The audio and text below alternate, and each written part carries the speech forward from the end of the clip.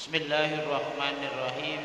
Wa minal muksifi, dan termasuk hal yang menyedihkan, anna aglabal muslimina, bahwa mayoritas kaum muslimin, al yauma, pada hari ini, la yubaluna, mereka tidak memperdulikan, bi idaatil awqati, dengan menyia-nyiakan waktu, wa tadmiri ulufit taqati, dan menghancurkan ribuan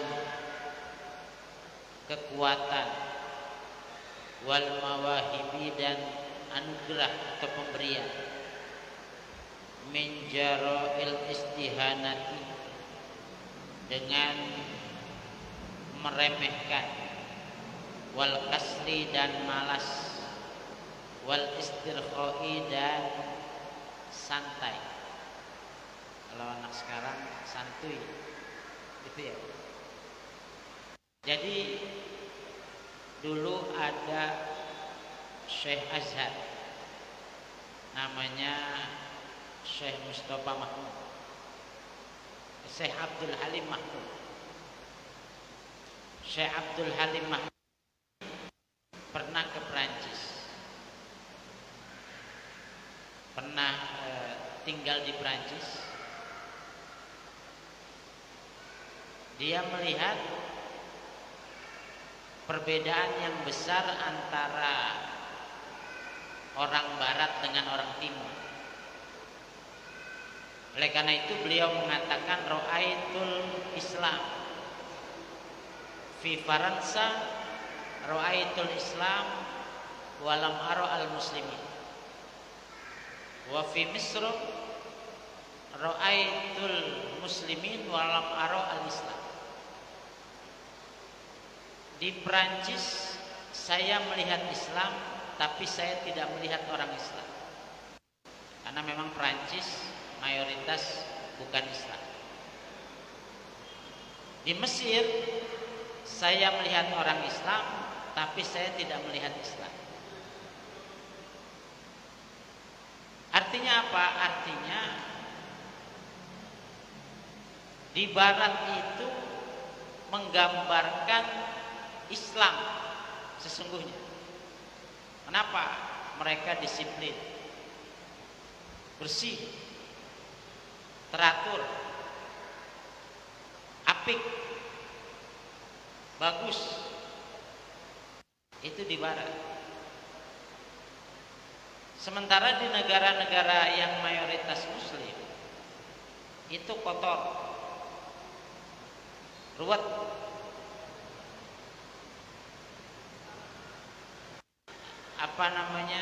acak-acakan, tidak disiplin. Sehingga beliau mengatakan di Mesir itu tidak ada Islam, tapi yang ada hanya orang Islam. Itu menandakan bahwa kita kaum muslimin tidak menunjukkan diri kita sebagai orang Islam, seperti yang dikatakan oleh beliau ini.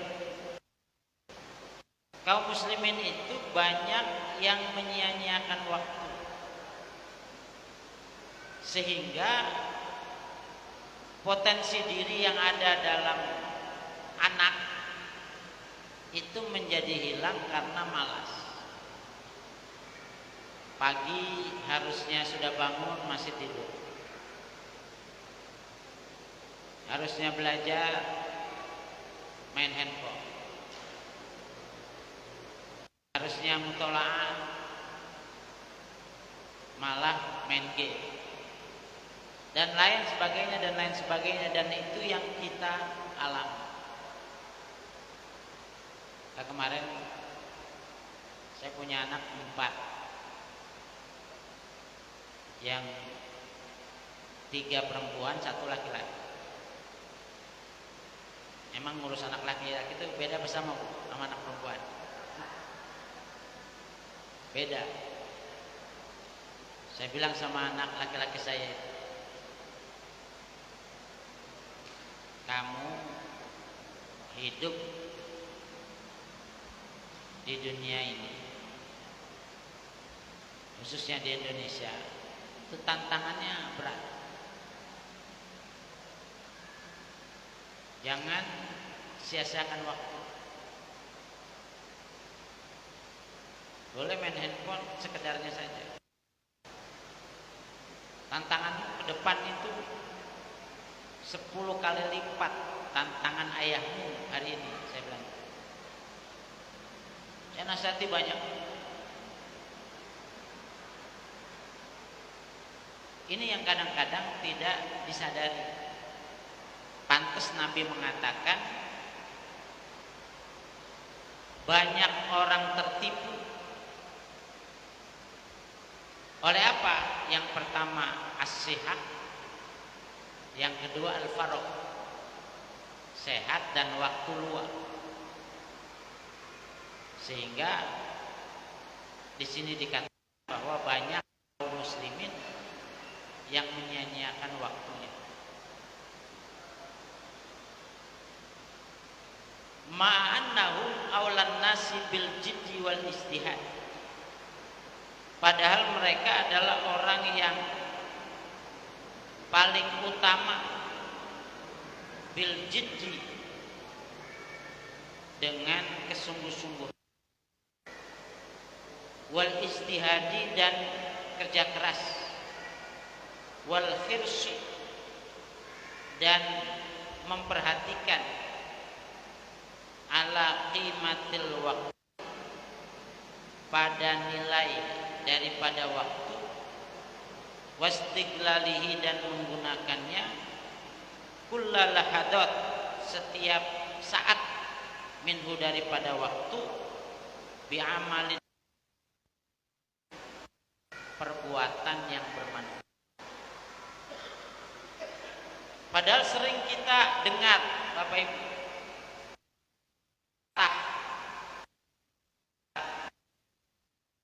wajad, siapa yang sungguh-sungguh dia akan dapat.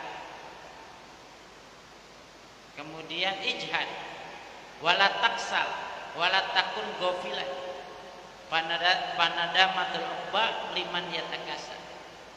Bersungguh-sungguhlah kamu, jangan malas, jangan lalai, karena penyesalan masa yang akan datang itu bagi orang yang malas. Ada lagi al-waktu bisayf, idza lam taqtahu qata'ak. Waktu itu seperti pedang. Kalau kamu tidak memotong pedang itu, maka kamu akan dipotong oleh pedang itu. Nabi pernah selesai perang Khandaq, mau pulang ceritanya ke Madinah, Pak. Ditegur sama malaikat Jibril, Muhammad, kamu harus berangkat ke Bani Quraidah. Posisi Nabi lelah, tapi malaikat Jibril memaksa Nabi berangkat ke Bani Quraidah karena Bani Quraidah itu mau melakukan pemberontakan. Nabi tidak pernah menyia-nyiakan waktu, langsung berangkat Bapak Ibu, padahal kondisinya lelah. Kenapa?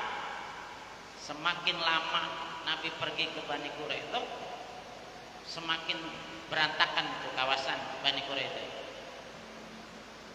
Maka sampai Nabi mengatakan, la yusolliyanal asra illa fi Bani Quraidah.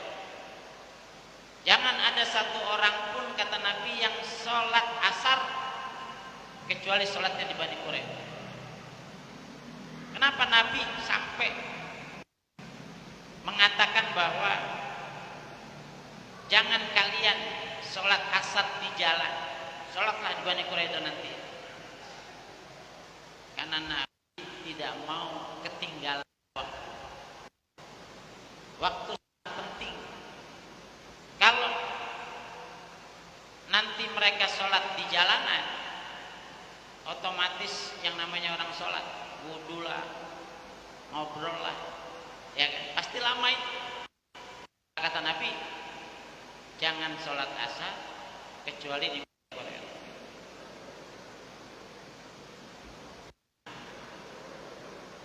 Ini menunjukkan bahwa waktu sangat penting bagi kaum muslimin. Jadi pada hakikatnya yang paling utama yang harus menggunakan memanfaatkan waktu itu kita sebagai kaum muslimin. Ada orang Betawi nggak di sini? Halo, ada orang Betawi? Bu, ada? Nggak ada. Orang Jawa semua ya? Kelihatan.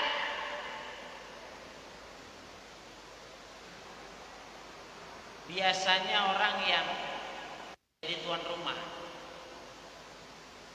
itu biasanya agak males-malesan daripada pendatang.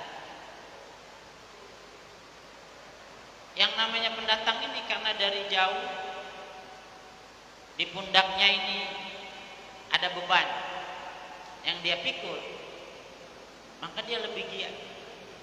Bangun pagi-pagi langsung berangkat. Sementara tuan rumah ini karena jadi tuan rumah santai. Orang-orang habis subuh udah jalan, dia ntarlah jam 10, jam 9. Akhirnya habis, nggak punya duit. Sebelah rumah ada tanah dikit dijual. Tahu sudah tidak berdaya, itu semuanya karena kesalahan kita tidak memanfaatkan waktu. Walakin dan akan lama bahuda ketika siapal muslimuna kaum muslimin anta alimihi dinihi anta alimi dinihi dari ajaran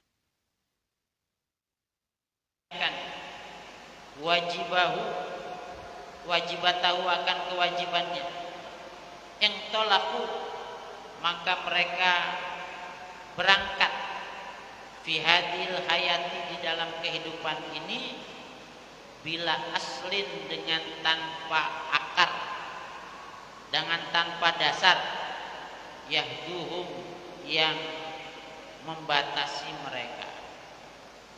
Jadi kalau kita ini sebagai kaum muslimin menjauhi ajaran,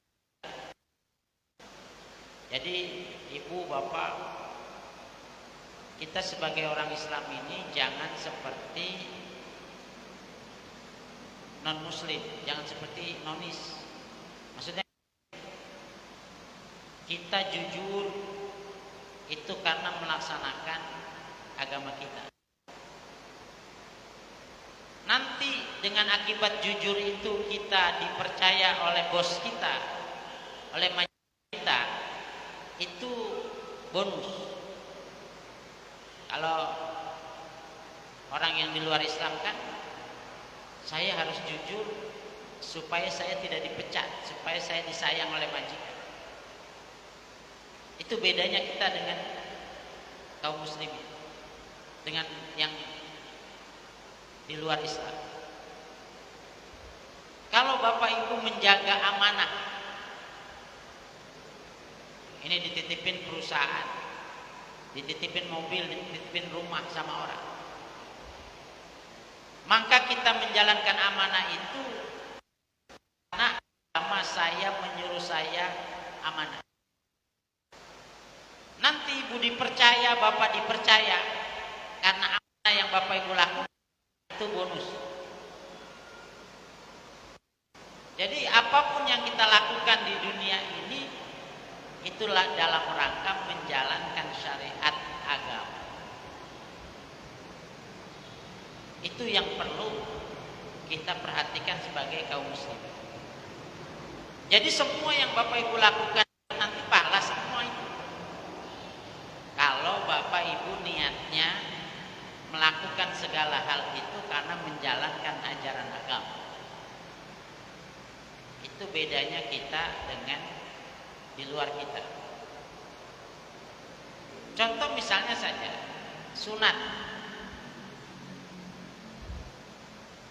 Saya tanya sama bapak, orang non Islam ada yang sunat apa enggak? Pak, ada yang sunat apa enggak? Ada. Ada ya, Bu? Mungkin kalau yang non-Islam sunat itu karena kesehatan. Karena air kencing itu kalau tidak disunat kuluknya masih ada. Itu masih membekas di kuluknya itu dan akan jadi infeksi. Secara kesehatan begitu. Tapi kita punya anak laki-laki, kita sunat, itu niatnya apa? Menjalankan syariat agama. Setelah menjalankan syariat agama kok sehat, tidak ada infeksi, itu bonus. Itu Bapak Ibu. Jadi semua yang kita lakukan dalam kehidupan ini itu dalam rangka menjalankan ajaran agama kita. Ini yang kita kadang-kadang lupa, lalai, termasuk dalam masalah waktu. Betapa kuat agama mengajarkan kita untuk memanfaatkan waktu dengan baik. Dan kita harus melakukannya itu karena mengamalkan ajaran agama kita. Wala risalatin yukhlisuna, wala risalatin, dan ada misi yukhlisuna yang mereka akan menyelesaikan laha kepada misi. Kan Quran mengatakan laqad kana lakum fi rasulillahi uswatun hasanah. Telah ada pada diri Rasulullah itu teladan yang baik. Tentu yang dimaksud oleh oleh Quran ini, ayat Quran ini, itu bukan hanya semata-mata Rasulullah, tapi pengikut Rasulullah juga harus menjadi uswah hasanah, harus menjadi teladan yang baik. Inilah yang menjadikan Islam besar. Itu karena itu. Maka kita menjalankan ajaran agama ada misinya. Misinya apa? Supaya ajaran agama ini bisa berjalan di muka bumi. Kalau orang Islamnya yang jujur, yang disiplin, yang amanah, itu luar biasa. Nah, ini yang perlu kita perhatikan. Wa yukhrisuna, dan mengkultuskan umrohu akan umur mereka liinjaiha, untuk keberhasilannya. Jadi harus kita pikirkan usia kita ini bagaimana, dari menit ke menit, dari detik ke detik, dari menit ke menit, dari jam ke jam, ini harus manfaat semuanya. Bagaimana caranya? Nah, ini yang perlu kita perhatikan. Malat, maka akan condong apa ahwalu, kondisi mereka, ilama, kepada sesuatu naro yang kita lihat, min takhallufin, dari keterbelakangan, wadofin, dan kelemahan, wanhitotin, dan sama artinya keterbelakangan. Jadi kalau kita hidup tanpa fondasi, hidup tanpa punya misi, tidak menjadikan waktu itu sebagai sesuatu yang sangat penting, itu yang terjadi, kita akan terbelakang, kita akan hancur kaum muslimin. Maka kita hidup ini harus punya dasar, harus punya misi, untuk supaya kaum muslimin di masa yang akan datang itu adalah benar-benar menjadi teladan bagi manusia yang lain. Makanya banyak ayat-ayat berbicara tentang itu, Bapak Ibu. Lan tanalul birra hatta tunfiqu mimma tuhibbun. Kalian tidak akan mendapatkan kebajikan yang sesungguhnya sampai kalian sedekah dengan yang kalian paling cintai. Kita dianjurkan oleh agama kita sedekah dengan yang terbaik. Untuk mendapatkan yang terbaik tentu butuh biaya. Untuk punya biaya kita harus bekerja keras mendapatkan biaya. Caranya bagaimana? Caranya dengan bersungguh-sungguh untuk mendapatkan yang terbaik. Dan itu harus disiplin, harus serius. Mohon maaf nih Bapak Ibu, penyakit anak-anak kita sekarang itu kurang tekanan, tidak kuat tekanan. Jadi bekerja under pressure itu nggak bisa. Padahal yang namanya orang bekerja pasti punya atasan, dan atasan ini pasti punya target. Karena anak-anak kita ini biasa nyantai, di target begitu nggak bisa. Akhirnya apa? Baru bekerja sebulan, 2 bulan udah berhenti, selesai. Kenapa seperti itu? Karena di keluarganya biasa nyantai, nggak pernah susah. Kalau zaman-zaman kita dulu kan kayak orang tua nggak pernah nganggur tuh nyuruh kita. Dikit-dikit, walaupun laki-laki suruh nyapu, dikit-dikit suruh kemana gitu, dikit-dikit suruh kemana gitu. Jadi terbiasa gerak. Kalau anak sekarang melihat begitu, bapaknya, mamanya udah ngelus dadanya. Kalau disuruh galakan dia. Jangan Bapak Ibu. Terus kerja ditekan sama pimpinan atasan, nggak betah. Akhirnya tadi saya bilang baru sebulan 2 bulan udah resign. Kenapa Kak resign? Suruh mulu. Ya kan? Ya lu kalau mau nggak disuruh-suruh punya pabrik sendiri kan gitu, punya perusahaan sendiri. Ya konsekuensi bekerja sama orang ya disuruh-suruh. Mana ada orang kerja di tempat orang disuruh. Nah itu efeknya. Tapi kalau dia memang sudah terbiasa, dia tidak akan melakukan itu. Walidzalika, oleh karena itu, yastahilu akan mustahil, ayah ruzu, mereka mencetak, ashuman akan saham, minan najahi, dari keberhasilan, fit dunya, di dunia, au falahin, atau kebahagiaan, fil akhirati, di akhirat.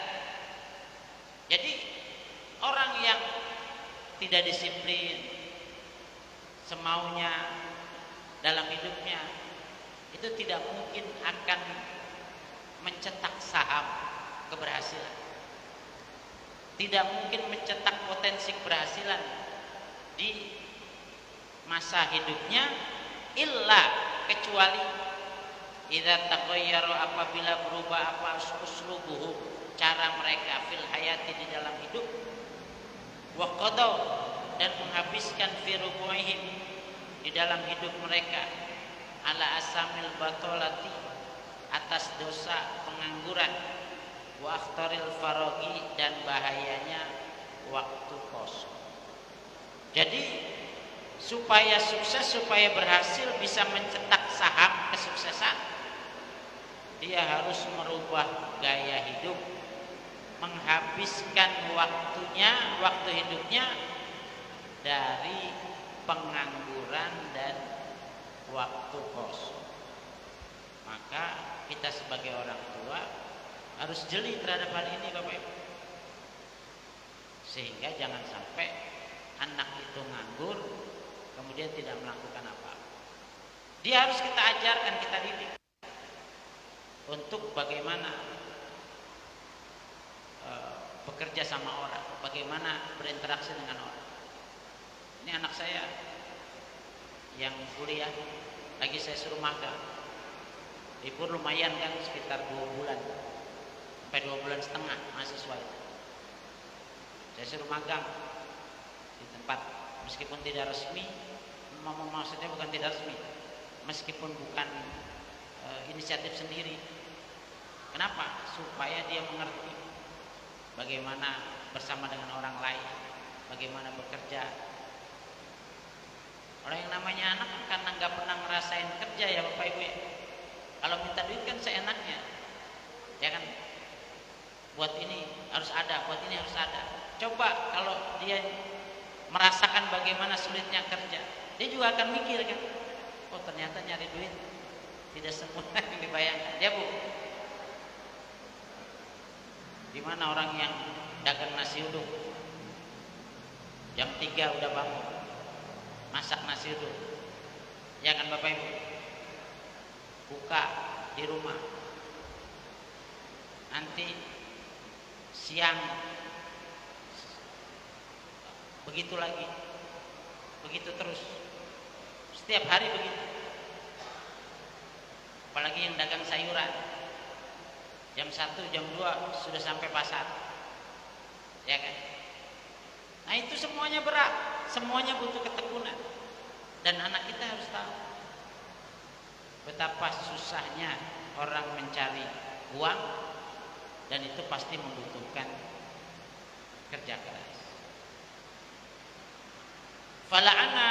Fala'allana, maka barangkali kita nastagil, kita menggunakan hadi taqata, akan kekuatan al-hailata yang banyak, al-mu'attala yang nganggur, inda syababina, bagi pemuda-pemuda kita, fima ya'udu, yang kembali alaihim, atas mereka, wa ala mustamilihim, dan atas masyarakat mereka, bil khair, dengan kebaikan, wal quwati, dan kekuatan, wal izzati, dan keagungan.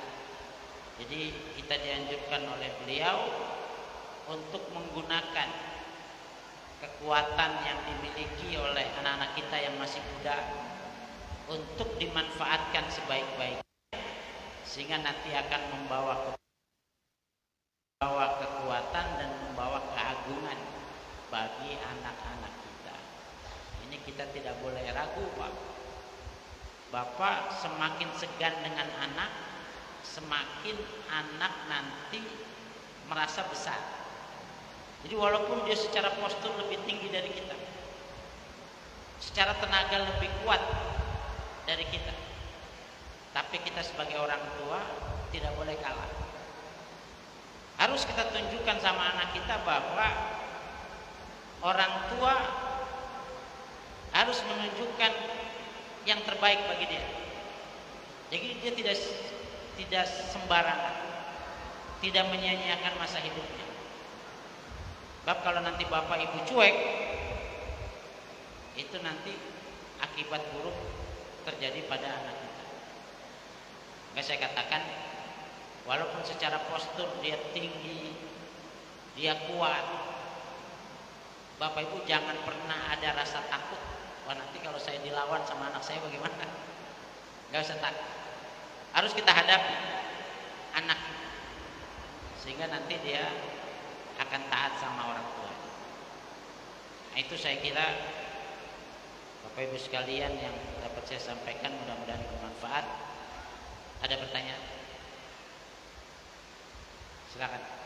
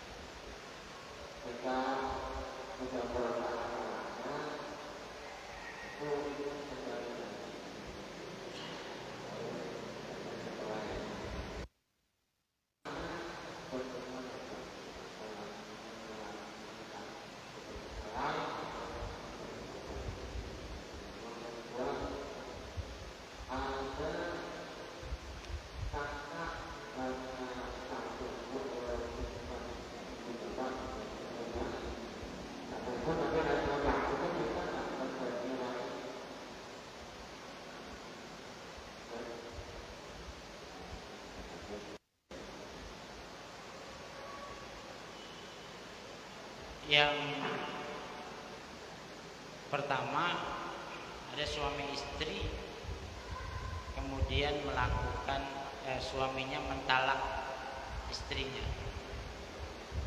Bagaimana caranya supaya bisa kembali?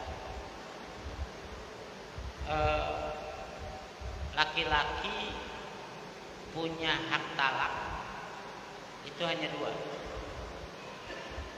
Jadi ketika dia mengucapkan saya menceraikanmu, saya mentalakmu, berarti jatuh talak 1. Bagaimana caranya? Caranya merujuk kembali dengan istrinya. Apakah perlu saksi? Ya, sebenarnya dalam mazhab Imam Syafi'i tidak perlu saksi. Cuma biasanya kalau tidak ada saksi, itu nanti kalau terjadi kondisi yang sama dia akan mengulangi. Maka saran saya sih datang ke kiai atau ke ustaz, minta disaksikan rujuknya. Sekaligus mungkin bikin berita acara yang di situ ada perjanjian, semacam bikin perjanjian untuk tidak mengulangi lagi, supaya di kemudian hari kalimat itu jangan sampai keluar dengan mudah. Ini yang perlu. Jadi nanti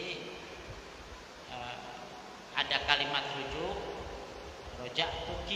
roja'tu ilaiki, saya merujuk kembali kepadamu sebagai suamimu. Nah, itu kalimat rujuk yang diucapkan. Kemudian yang kedua, apakah tadi menjadi wali atau menjadi saksi? Wali.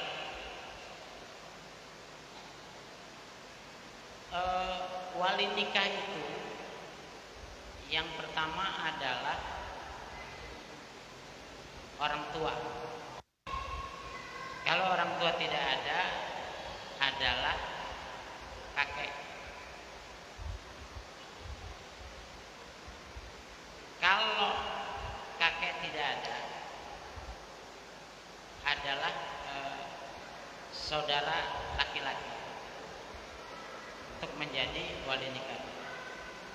Saudara laki-laki kandung. Kalau tidak ada, ya saudara laki-laki seayah atau saudara laki-laki seibu. Jadi pada hakikatnya wali bisa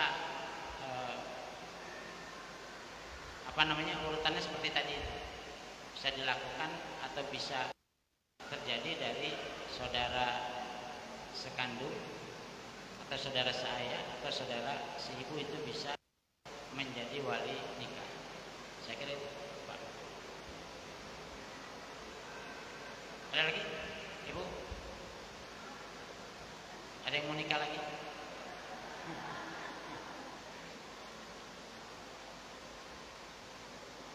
Cukup? Pas?